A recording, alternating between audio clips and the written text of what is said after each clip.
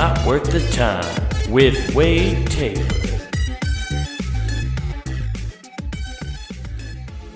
What's up, everybody? Welcome back to Not Worth the Time. That's right, we're here, we're doing it, and that is officially the new thing. We're just saying that all the time. I've said it every episode for the past 20 episodes. It's the thing I do, and I'm just going to keep addressing it. I don't care. It's just how we're starting the show now. Everybody else gets their signature way to start shows, right? You know, some people have really cool theme songs, like I do. I do have a cool theme song, but I have a cool intro, you know? That's my cool intro. That's me trying to be cool, you guys. You know, that's my Ellen DeGeneres dancing out into the crowd. Is me going, we're here, we're doing it. I'm going to slap that on a t-shirt and market it to the fucking masses. Anyway, how many times can I bring that up without it being annoying? I don't know. We'll deal with it. It's just what it is. I don't care.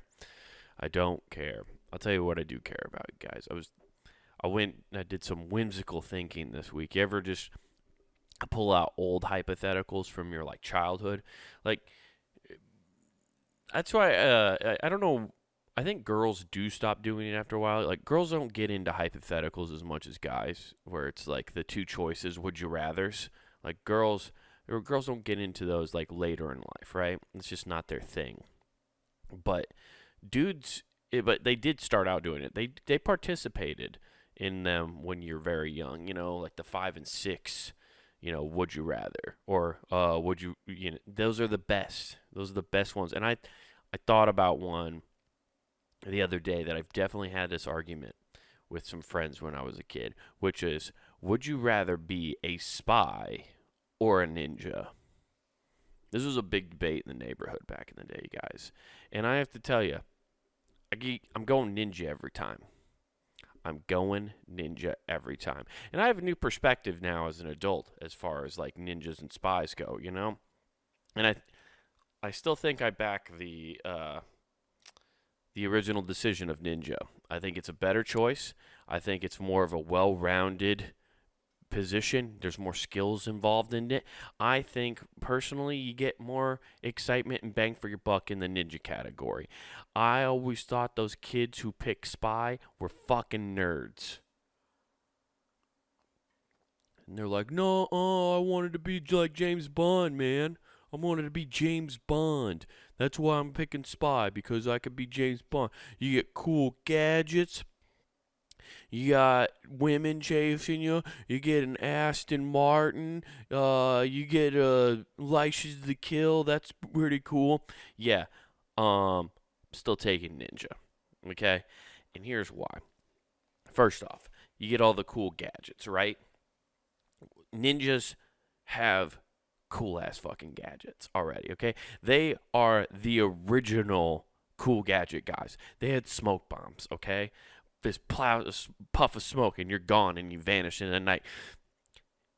Ninjas are so cool, guys. Like James Bond, if he wanted to be able to sneak up to somebody, he has to go to that fucking dude at the MI6 and have them fucking build him shoes to sneak around, okay? He's got to have special made loafers because James Bond is too heavy on his fucking feet because he's an alcoholic drinking martinis all the fucking time, okay? He can't sneak up on anything.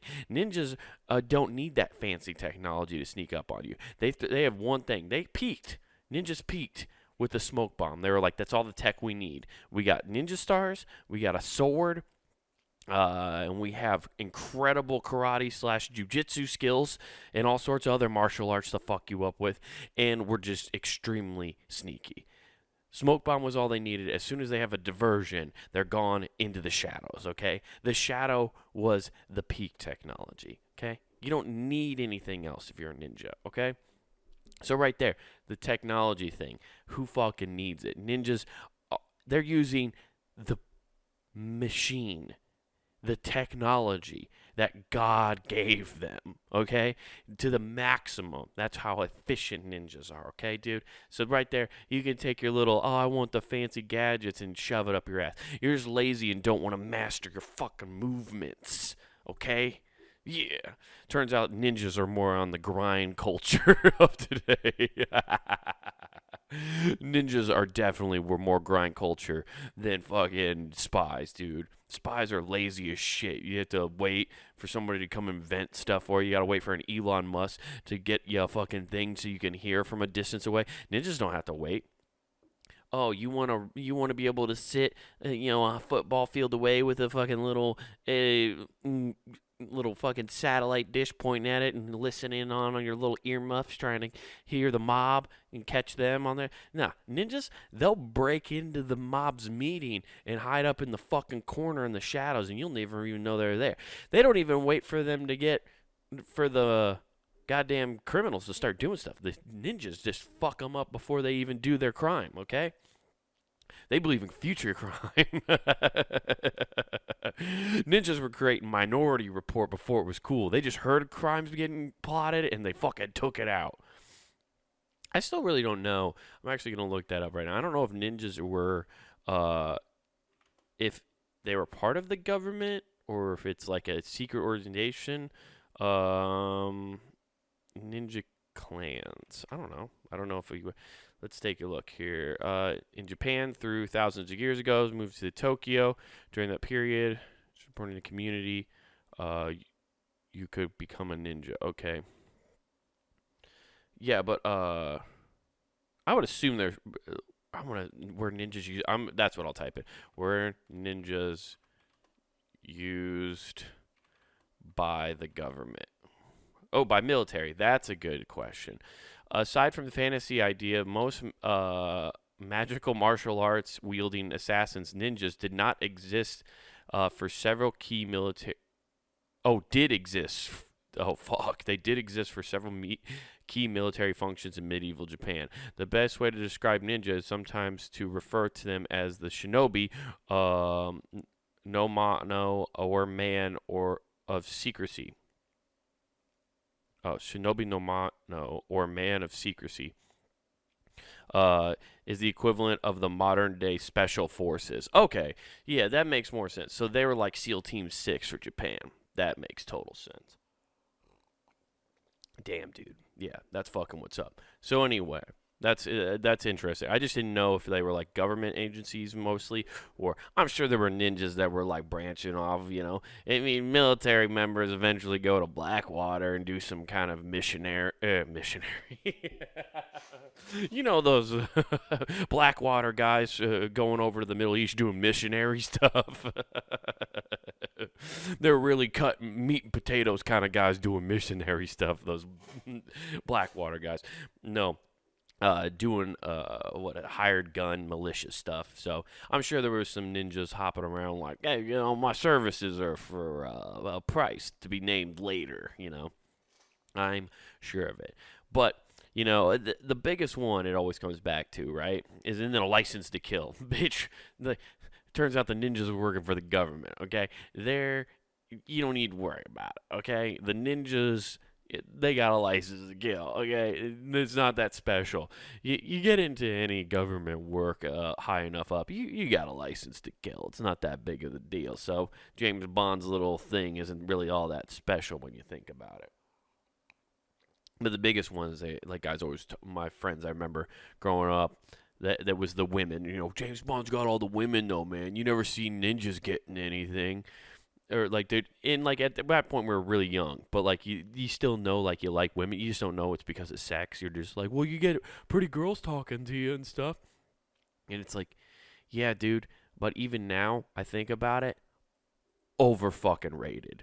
Think about every James Bond film you've ever seen. And we just don't know enough real spy stories to like actually go on. So I'm comparing ninjas. I'm just comparing movie roles and stuff between ninjas.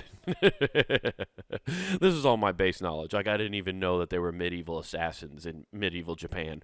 That's what ninjas technically were. But whatever, dude. Think about it though. Every time James Bond gets involved with a woman in one of those movies, he ends up having to save her. It becomes a problem. That's why ninjas didn't have girlfriends and stuff, man. They didn't have time, and they knew it was going to get in the way of the mission. Once again, grind culture. Ninja's a grind culture, dude. If you want to be a ninja, you're going to be on your feet, mastering your fucking movements, knowing your body, making it the ultimate fucking weapon. And you know what makes you the ultimate fucking weapon? Being pent up with so much cum in your balls. If ninjas were coming all the time, they wouldn't be able to sneak around. That's why I probably can't sneak around. I've come too much in my life, you guys. That's why I'm heavy-footed as fuck. I've never been able to run quietly. I have been told when I went to baseball tryouts in high school that I run like a Clydesdale. That's how heavy-footed I am. I used to chase dudes down in basketball practice, and I ran so heavy-footed that they could hear me coming behind them, like a goddamn freight train closing in on them, dude. And I was one of those kids who wasn't good enough at basketball. I played like the Detroit Pistons in the 80s. That's how I played basketball, dude. I was going to hit you. And I didn't care. It was practice, you know. Yeah, I almost took out one of our best players one time, and my coach about fucking killed me. Sophomore on the practice squad going fucking ham. You know, coaches love that until you almost take out their best shooting guard. But I'm an assassin. I'm a ninja. The heavy-footed one, though. Okay? That's why those ninjas don't have time for women, though, dude. So it's a moot point, okay? Don't come at me telling me that ninjas don't get any pussy, okay? First of all, they could get it if they wanted to. Okay, they're just shy. That's why they hang out in the shadows. They just don't have game. They haven't been taught how to pick up women. They spend all that time mastering their body movements that they just don't know how to talk to women. If they got in the sack, if they courted a woman and got her there, they're masters at moving their body, dude. They're going to make love like machines. Those ninjas are calculated. They know where to strike. They know where the G-spot is, okay, dude? They know all the pinpoints on all the human body, okay? They know all the pressure points, and they know all the pleasure points, okay? Ninjas are fucking on top of it. So don't give me this bullshit that, no, well, James Bond got women and ninjas never get anything. Yeah, it's because it's about brotherhood, dude, okay? Don't be trying to trick us with your womanly figure, okay? We're ninjas and we're focused. That's why it's called Ninja Focus, dude. There is no outside distractions when it comes to being a ninja, man. Woo! Yeah, dude. So, ninja all day. That's what I'm just here to tell you. And I don't think there aren't too many people who disagree with me on that aspect. But if you do, comment, leave a comment, let me know. Like, would you rather be a spy or a ninja? And honestly, it says more about you than it does me. If you want to be a spy, I think you want to be lazy and let technology do the work for you. Okay? Ninja is hard work. It is. It is hard work. You know, you just want to get stuff done. In ninja culture, it's hard to. You just got to put in the work. And sometimes it is hard getting work done. You know, and that leads me to what we found this week. Hold on real quick. I need to mess with this so it works later. Oh, here, let me just do this real quick. Sorry, guys. I had to fucking do a thing here. Whatever. I'll figure it out later. Anyway, I'm gonna none of that means anything to you guys. If you watch the video portion of this show, you'll get it. Anyway, we're gonna actually jump into what we're the article this week. You know, hard work is tough. You know, and sometimes it's just not even hard work. Just getting stuff done at work is hard. You know, it's impossible. I know I had one of those days yesterday. You ever just have those days at work where you're just like, I don't give a flying fuck about this. I'm going to put in the bare fucking minimum. Now, a lot of people, that's every day. But most of the time, I try to get shit done. But sometimes, nah. Just, I'm going to phone it in today. And that's what leads me into our article for today, which is 6 common reasons you can't get anything done at work and how to change that. Well, we're going to find that out right now. Although entrepreneurs may appear superhuman on the surface. Accomplishing all of this while maintaining a reasonable work-life balance requires a deep and intense level of focus to pull off. I'm going to tell you this, most entrepreneurs, people who actually run their own businesses that I know, don't have a good work-life balance. It is in fucking shambles.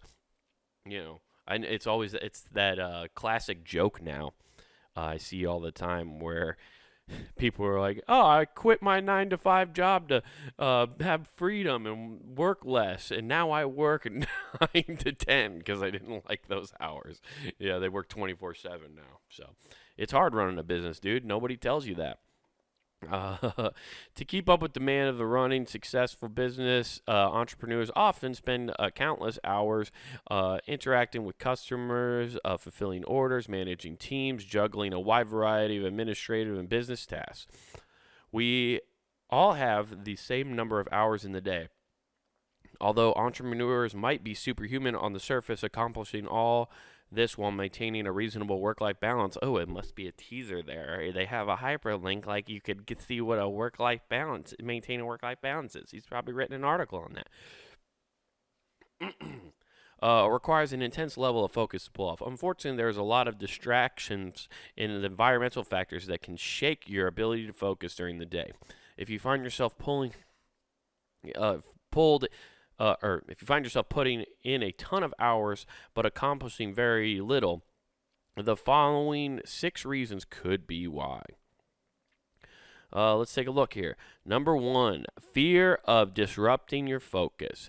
Being an entrepreneur can be overwhelming and straight up intimidating. As an entrepreneur, you might be facing an angry client, a supplier issue, or impending economic disaster. Ultimately, this can be devastating, impacting your ability to focus. People are naturally inclined to avoid tasks and experiences that are inherently dangerous and or unpleasant. This leads our brain to sidetrack our focus in less scary activities such as checking email, reading the news, and scrolling through social media. God damn. How many times have you? I do that constantly, and it's not even. That's why my girlfriend sometimes tells me, she's like, "You have like ADD or something. You have some kind of attention disorder, or you space off and like jump around too often." And I really don't think a lot of times that it's that I'm spacing off. It's that I'm trying to put off things I don't want to do. I know my brain. I'm just like, I can just fucking fuck off on that. I'll do this real quick, and then you trick yourself into those little tiny like aspects that you're doing something. You're like, no, I got that thing done over there, and it's like, yeah, you got 9 nothing tasks done. Like, they're things that probably needed to be done, but you put off the one thing and have just made it so much fucking harder on yourself. And you're like, fuck, yeah, I did. And when you recognize you're doing that, it's good, because then you can at least, dude, just jump in the deep end and get this fucking thing you don't want to do done. On the surface, this is counterintuitive. Obviously, a course of action and remedy to avoid these challenges, which you should in turn reduce your anxiety and fear. The reality is that not how we are hardwired, making it easy for our minds to wander and shift our focus to another task. As an entrepreneur, you might find yourself working on a task that appears productive but provides less value to the business. Man, if you just keep reading, sometimes they hit what you already gonna fucking say. For example, you might spend your day connecting with existing customers and feeling comfortable with. On the surface, it seems like great use of your time, but you might subconsciously. Okay, that is subconsciously. I don't know why I tried to invent a new word there. Subconsciously. I don't know why I was trying to make a new word. Who cares? This is why public school reading has killed me. I was killing it until this paragraph. Choosing as a safe activity instead of a riskier one, uncomfortable task of cold calling potential new clients. Yeah, dude, it is a tough one, and I think I think nowadays, I've learned this just because I've started trying to book more shows and I'm reaching out to people. Right now, as much work into this podcast, and if you really like me and stuff and you want me to come to your places, let me know. Comment and stuff in the below and email punandgame@gmail.com. Let me know where you'd like to see me do stand-up. But I've been trying to build a client base, or not even a client base, but just a relationship with bookers and stuff like that. And I really have had to put myself out there by emailing them and sending that. But I've kind of learned maybe what I need to do, even though it seems harder and more difficult, is I need to start calling venues. I gotta like talk to somebody. I think phone calls still go way farther than email. Email is convenient. I think the best thing I need to do, and that's the thing I've had a hard time like trying to like talk myself into, but I think I gotta call some of these places that I'd like to try to book shows, talk to them a little bit, and then follow up with an email, because then it's showing that you're taking a two-step it's two-step off the it's two-step authentic verification. Okay, I'm making sure they know I'm a real person. I called them, they heard my voice, and now they can see an email. You can spam anybody's email box. You guys all get spammed emails, right? The amount of just emails that you don't even fucking sign up for, somehow you get, so to make them shift through all that shit and you're just spamming their inbox, like I get why that's annoying. So a phone call, I think, in today's age means more than it even did a couple years ago, because that was one of the only ways you could get a hold of people. Now it's so personal when you call and stuff. I think as a business, if you're trying to get people in, or for me in particular, trying to book entertainment possibly, by calling, you're already establishing a very personal relationship, or stepping forward with that personal relationship, because you're actually talking to them. Anyway, let's go on to the next task. I think we got a pretty good idea on that. Well, this one, it says, just make a list of your worst fears and concerns with your business and then try to jump and attack them. Let's take the next one. Your business lacks strategy. We choose to be an entrepreneur because it gives us a freedom and flexibility to build our business and brand the way we want. It's easy for an entrepreneur to fall into the rabbit hole of endless possibilities in product designs, marketing campaigns, and target markets. The what-if mindset is what makes the entrepreneur great. However, it is easy to lose focus on the business without a clear strategy and goal. If you find yourself hard to remain focused on your business day after day, you need to revisit your strategy. If your new ideas don't align with your strategy, you may want to carefully consider whether or not you should pursue them. Yeah, that makes the most sense in the world. If you have a specific goal you're trying to reach, yeah, you need to outline that and like make sure you're spending time on things that matter. And sometimes I find myself doing that. Like I tried to was looking at stuff for merch if you're going to sell after a show or whatever. But dude, like I don't even have a lot of shows lined up. You have to have the shows first before you bring stuff that people might want to buy after you do that. Also, you have to make an act first that people want to see. So let's focus on that before you worry about selling fucking stickers, you dipshit. Yeah, that's how I talk to myself, by the way. It's not healthy, but it gets the job done. You're not getting enough rest. Entrepreneurs notice working long, grueling hours in addition to physical work times. Entrepreneurs spend countless hours outside of work stressing, thinking about the business. This can significantly impact the amount and quality of sleep you get. Lack of sleep can disrupt focus, attention, and concentration. The American Academy of Sleep Medicine recommends that the average adult gets a minimum of 7 hours of sleep each night. That's what I aim for every night. Adjusting the sleep pattern can give you a boost to what you need to remain focused. Other healthy habits in addition to sleep can improve your focus, like eating a balanced diet, drinking plenty of water, and exercising. Classic stuff that no one wants to hear. If you eat healthy, drink water, and exercise, magically you feel better, and subsequently everything else around you does better. Yeah, it's true. Like we've said this a billion times. You've heard it a billion times. Yet people still fucking don't want to do it. I get it though. It's tough. It is tough. Let's go to the next one. 4, you're working in the wrong environment. Trouble focusing on your results, maybe your work environment. Do not stop and read the news article when it pops up in your browser. Do you? Does your attention avert to people around you when you're working at a busy cafe? Do you find yourself visiting pastry, a pantry for snacks multiple times a day if you work from home? Eliminating external distractions, adjusting your work environment might be what you need to do to improve your focus. Yeah, pretty obvious. If it's just not your thing, you need to establish it. I've talked about it before in the podcast, but like I like to have certain places designated for certain things. Like I have stuff at the workout to work out at home, but I hate working out at home because this is the place I come to relax and kind of decompress for the most part.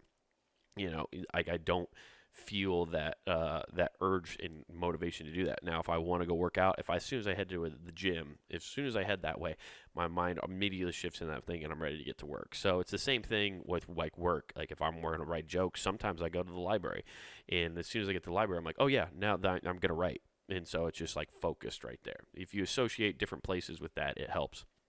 Wearing too many hats.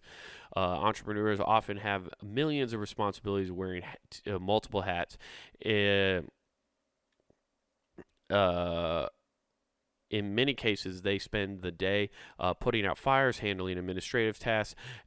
These low-value tasks can break your focus in what's truly important for the business. Find yourself working a lot of tasks never actually accomplishes you anything. You could be suffering from doing too much. One study found that 2.5 of people can successfully multitask. Holy shit, that's it.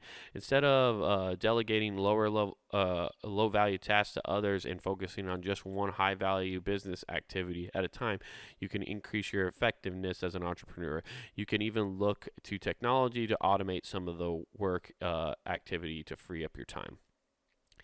You hate what you're working on. In the beginning, starting a new business is... God damn it. Get this... I hate that. Why is that right in the middle of what I'm trying to read? I can't even read that now. Thanks, MailChimp. That's just terrible advertising. I don't want it there. Can I get rid of it? I can't. There's no button to get rid of it. Damn you, MailChimp, and your weird owl with bat wings. I can't even read it.